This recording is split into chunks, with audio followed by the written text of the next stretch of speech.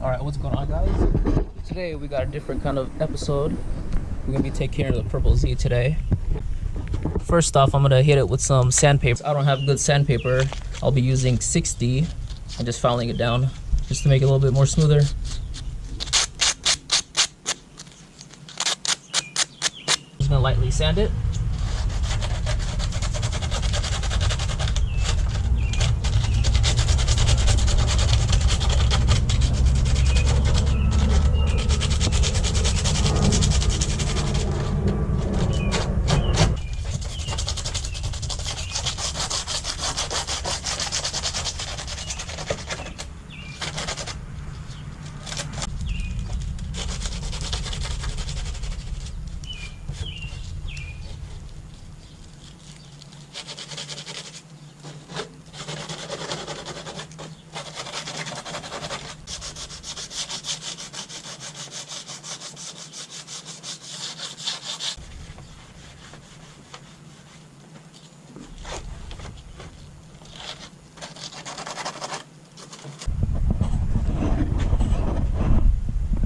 The impact did kind of skew the exhaust a little bit to the right.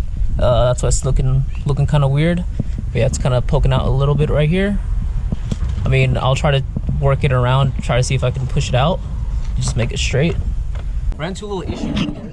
I don't really have any more zip ties left, so I don't have a way to actually, you know, pull this up and keep it up. So I'll be using my trusty wire that I bring to almost every event. As you can see, I use it right here. Well, some stuff right there as well. Like, this car has been through a lot of stuff, as you can tell. Yeah, I'll be using this and just holding it up so I can just hit it with some sandpaper and try to see if I can just paint it up a little bit, make it look nicer. I'm gonna drill some holes small enough to get the wire through. There's not really a certain area where I should drill. Basically, just try to drill wherever it lines up, like over here. Just probably put a little hole right there. I'll just be putting 2 holes right over here and over here just to get the wire through so I can just keep it up.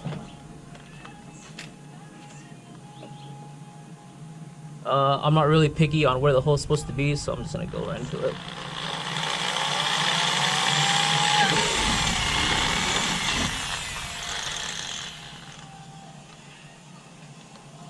Try to line it up as best as you can. It doesn't have to be perfect.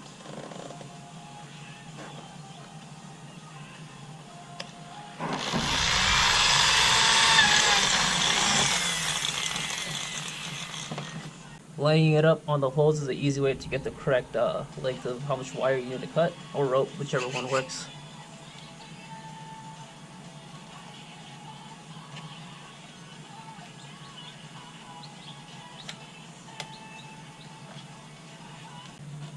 So I'm threading it from the outside so it actually looks better. It doesn't have the little twisted up line coming out.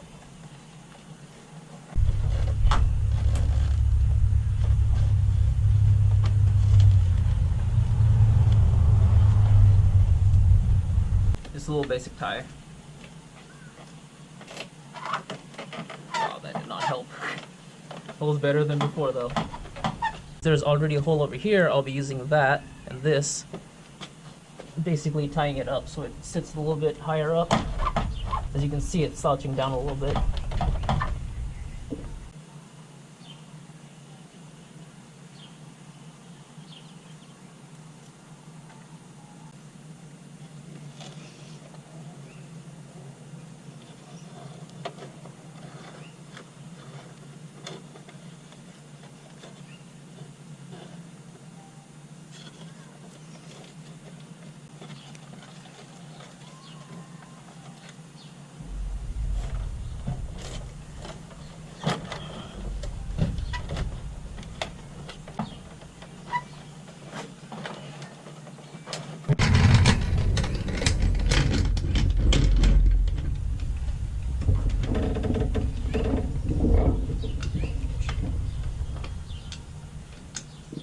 As you can see, the jack from the left-hand side, I'm going to use it to raise up the bumper so I can get it at the perfect height right over here.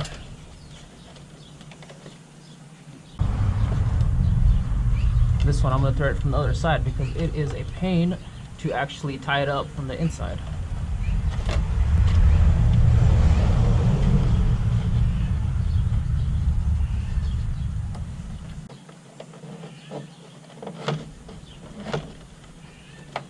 I would do another loop, but I'm not gonna worry about it.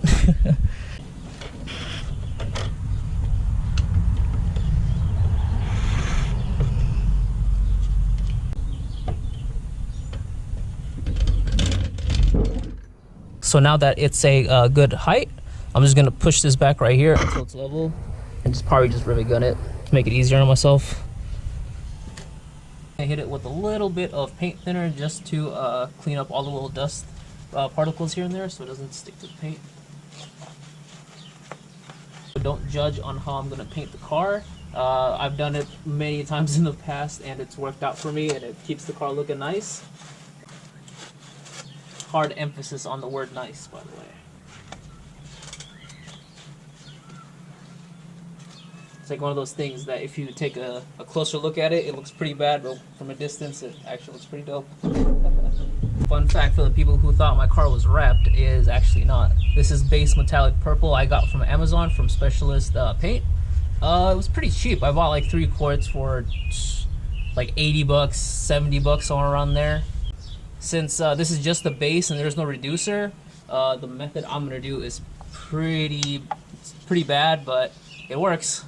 I've done it before. This stuff is actually pretty strong. I'm gonna dip into it a little bit in here because last time I actually filled it up like halfway here, and I left the paint sitting there for a while. The whole thing just went pop, just melted right off.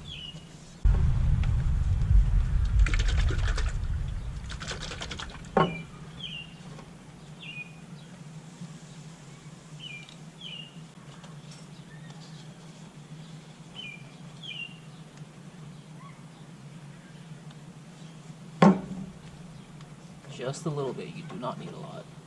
Alright, you guys ready for a mess?